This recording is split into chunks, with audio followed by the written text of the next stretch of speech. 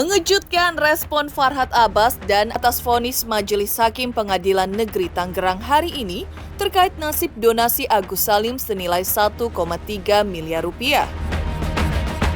Vonis Majelis Hakim tersebut dijatuhkan setelah pada persidangan sebelumnya pihak kuasa hukum donatur mencabut gugatan perdata mereka dengan alasan uang donasi sudah habis dialihkan manfaatnya kepada ribuan korban bencana alam akibat letusan Gunung Lewotobi laki-laki di Flores Timur, NTT. Lantas, seperti apa pernyataan Farhad Abbas menanggapi vonis Majelis Hakim dalam persidangan yang digelar secara e-court siang tadi? Apa pula yang membuat Agus Salim mengaku merasa kecewa dan sakit hati terhadap Denny Sumargo CS atas janjinya terkait 7% dari total uang donasi 1,3 miliar rupiah? Pemirsa, bersama Intens Investigasi, kami hadirkan kabar terkini, terpercaya dan teraktual. Tetapi sebelumnya jangan lupa untuk like, subscribe, dan juga share channel YouTube ini.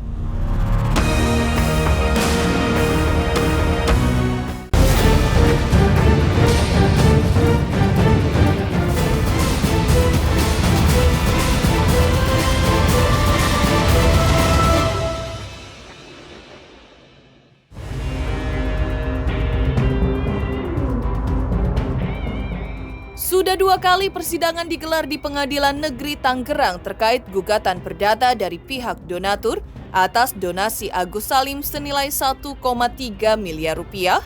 Namun pada persidangan pekan lalu, langkah mengejutkan diambil pihak donatur. Selain pihak Agus Salim yang dikejutkan oleh aksi kuasa hukum donatur yang hanya menunjukkan 2 surat kuasa dari donatur, pihak Agus Salim juga dikejutkan oleh langkah kuasa hukum donatur yang mencabut gugatan perdatanya tersebut. Langkah tersebut diambil oleh pihak yang mengaku mewakili para donatur ini pasca pihak Yayasan Rumah Peduli Kemanusiaan milik Pratiwi Novianti didukung Gary Julian dan Denny Sumargo dengan disetujui oleh Pablo Benua dan para donatur mengalihkan uang donasi pengobatan Agus Salim senilai 1,3 miliar rupiah kepada ribuan korban bencana alam di NTT. Lalu hari ini Majelis Hakim Pengadilan Negeri Tangerang pun akhirnya memutuskan nasib donasi Agus melalui vonis yang ditetapkan dalam sidang yang digelar secara e-court siang tadi. Lantas seperti apa pihak Farhad Abbas dan Agus Salim menanggapi vonis Majelis Hakim tersebut terkait nasib donasi Agus Salim yang sempat digugat pihak donatur? Kita katakan, mereka itu semua kalah sama kita. Gugatan ini adalah gugatan yang sengaja dibuat-buat dari 2 orang. Yang kita lagi kita minta ya, saya sebutin namanya ya. Tak hanya itu, pihak kuasa hukum Agus Salim sebelumnya juga mengaku membuat laporan polisi atas kuasa hukum donatur yang ditudingnya diduga telah melakukan tindakan pidana penganiayaan berupa terhadap salah seorang kuasa hukum Agus Salim ketika persidangan gugatan perdata dari donatur digelar di Pengadilan Negeri Tangerang pekan lalu. Menurut keterangan kuasa hukum Agus Salim sebelumnya, pihaknya telah membuat laporan polisi di Pengadilan Tangerang Kota dan berharap laporannya segera ditindaklanjuti. Lantas, seperti apa pula tanggapan dari pihak terlapor atas laporan polisi dari tim kuasa hukum Agus Salim tersebut? Di Puriau, di Parigi, Kecamatan Kota Bogor Utara, 2 Lestari, Bogor, 20. Terus yang kedua juga terkait adanya suatu tindakan yang dilakukan oleh salah satu oknum pengacara dari donatur. Pada tadi kejadian di ruang sidang telah ada korban yang telah mengalami pemukulan yang dilakukan oleh oknum pengacara tersebut dan sedang juga kita laporkan pada malam hari ini. Kita kecewa juga ya terhadap beberapa oknum pengacara ya yang setelah kita sidang tadi itu sempat terjadi kegaduhan, kekacauan dalam persidangan. Masa ada pengacara yang gebrak-gebrak meja itu kan tidak etis itu sebagai oknum pengacara itu. Dia advokat ya, pengacara, ngerti hukum lah, ngerti etika, hubungan antara klien dan advokat, hubungan sesama rekan sejawat advokat ya. Tetapi dia setelah persidangan ini Pak korbannya, Pak Denny Irawan yang tadi merasakan. Jadi malam ini saya sudah melaporkan saudara oknum pengacara yang berinisial D ke Polres Tangerang Kota atas tindakan penganiayaan yang dimana yang dia lakukan di PN Tangerang Kota tadi. Dan walaupun dia berbicara tadi dia bilang tidak memukul, tapi kan saya merasakan dan ini kan memar. Dan tadi udah situ udah visum ke Polres ke rumah sakit dan itu dokter menyatakan memang ada memar tindakan pemukulan. Untung saya itu pakai jas, kalau nggak pakai jas mungkin lebih parah mungkin rasanya. Ya itu aja sih. Saya cuman sangat saya sayangkan karena dia bukan orang yang ini ya, dia orang berpendidikan, dia orang dosen kata dia kan, dia bisa melakukan hal seperti arogansi seperti itu, melakukan pemukulan. Itu aja sih yang perlu saya sampaikan, itu aja. Saya cuma minta dari pihak Polres Tangerang Kota untuk segera diproses orang ini agar ada efek jerahnya, itu aja sih, biar nggak semena-mena dan tidak arogan, itu aja. Terima kasih. Pas nanti adanya upaya-upaya hukum yang mau dilakukan, itu sah-sah saja ya Pak Budi, ya silakan saja, tapi kita tempuh lewat mekanisme. Mengejutkan respon Farhad Abbas ketika Hakim Pengadilan Negeri Tangerang akhirnya mengetok palu terkait nasib gugatan perdata dari pihak donatur terkait uang donasi. Lantas Kita laporkan pidana. Kamu hanya menjegal, menghalangi Agus untuk berobat. Kamu memberi kuasa kepada Pablo dan Selamat untuk Intens Investigasi karena sudah mencapai 3 juta subscribers di YouTube. Sukses selalu dan all the best. Oke.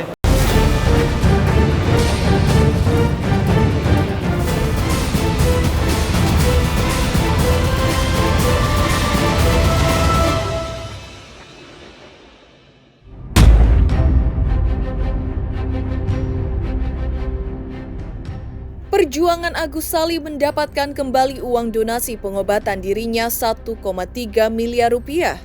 Meski diakui pihak Denny Sumargo dan Gary Julian serta Novi telah dibagikan kepada para korban bencana alam di NTT, seakan tak surut.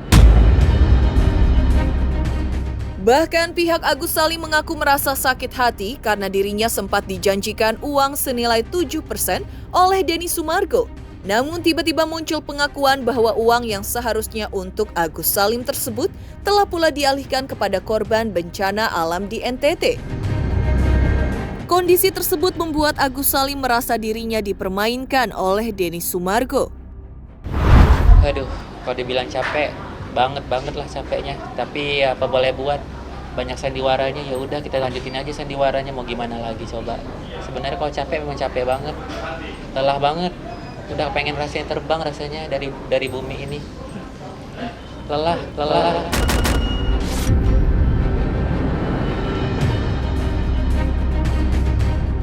Bayangkan ya 5 bulan ya uangnya Agus dimain-mainkan, dibawa kemana, dibawa kemari gitu ya. Sementara Agus juga butuh pengobatan di sini, uangnya kan ada di sana kan ya. Dimain-mainkan Agus. Coba 4 orang ini ya merasakan Agus kan buta selamanya ini. Coba mereka merasakan Agus begitu, bagaimana rasanya kan? Sedih juga kan? Ini orang buta dimain-mainkan oleh mereka, ya. Tidak ada itikat baiknya, ya. Kalau seandainya mereka dibalik menjadi begitu, bagaimana? Ya, ini udah Februari ini ya, perkara ini terus berjalannya. Intinya sih kita minta kepada kepolisian untuk segera proses hukum 4 orang ini, dan kita juga minta kepada Komisi Nasional Disabilitas untuk memberikan perlindungan ya, hukum baik secara advokasi maupun perlindungan secara pendampingan hukum nanti pada saat pendampingan ya, agar Agus diberikan perlindungan dan tidak dihujat ya.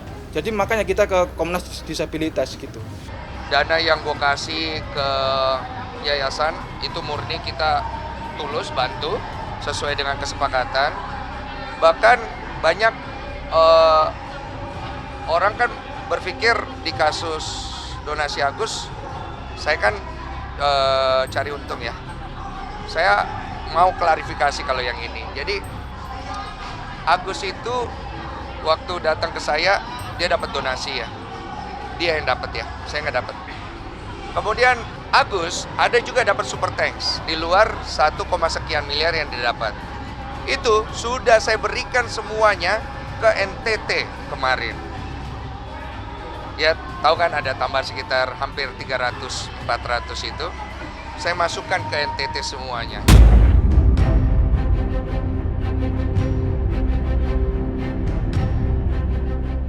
Podcast sudah nggak ada. Udah selesai yang kemarin cukup.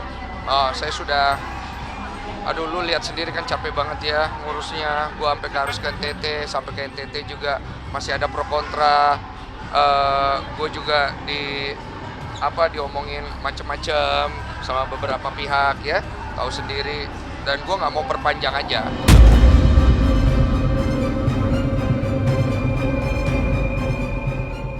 Agus Salim juga mengaku merasa sangat kecewa dengan Denny Sumargo karena hanya mengumbar janji-janji manis kepada dirinya ketika ia membutuhkan donasi untuk pengobatan dirinya. Namun hingga kini janji-janji Denny Sumargo menurut Agus hanya tinggal janji. Karena itulah pihak Agus Salim merasa dirinya dizolimi, karena itu ia merasa sangat kecewa. Bagaimana tidak, menurut pengakuan Farhad Abbas selaku tim kuasa hukum Agus Salim masih digugat ketika uang donasi sudah habis dibagikan kepada ribuan korban bencana alam di Flores Timur NTT oleh pihak yayasan milik Novi bersama Denny Sumargo atas persetujuan pihak donatur.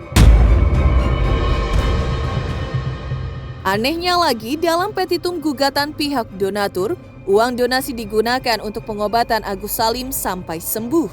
Sisanya dibagikan kepada penerima manfaat yang lain. Tapi uang donasi telah dialihkan manfaatnya, Agus masih dihadapkan di pengadilan. Karena itulah Agus mengaku merasa sangat kecewa.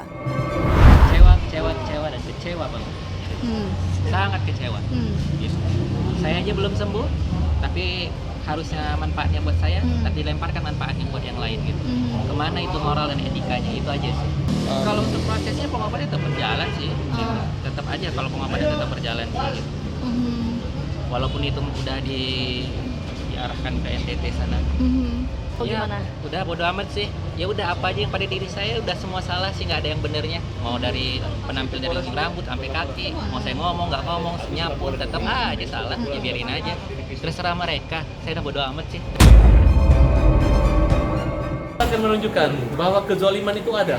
Kalian lihat, uang udah habis, uang udah diambil, kemudian masih digugat lagi 1,3 miliar.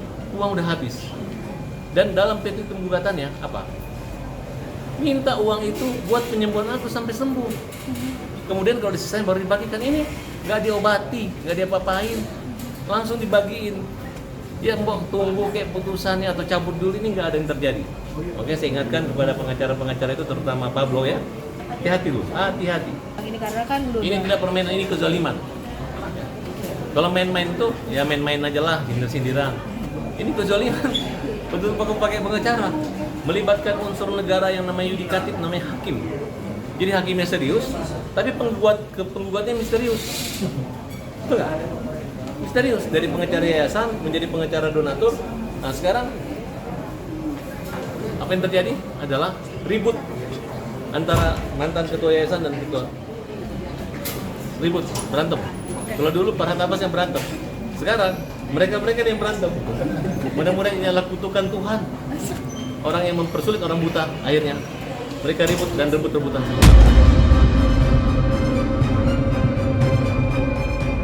Demikian pemirsa kabar terkini, terpercaya dan teraktual yang kami hadirkan hari ini. Saksikan terus Intens Investigasi setiap hari Senin sampai dengan Jumat tayang 5 kali sehari, pada Sabtu tayang 3 kali sehari, yaitu pada pukul 11 siang, 12 siang, 3 sore, 5 sore, dan 6 sore tentunya hanya di YouTube channel. Dan pastikan jangan lupa untuk like, subscribe, share, dan juga komen channel Intens Investigasi.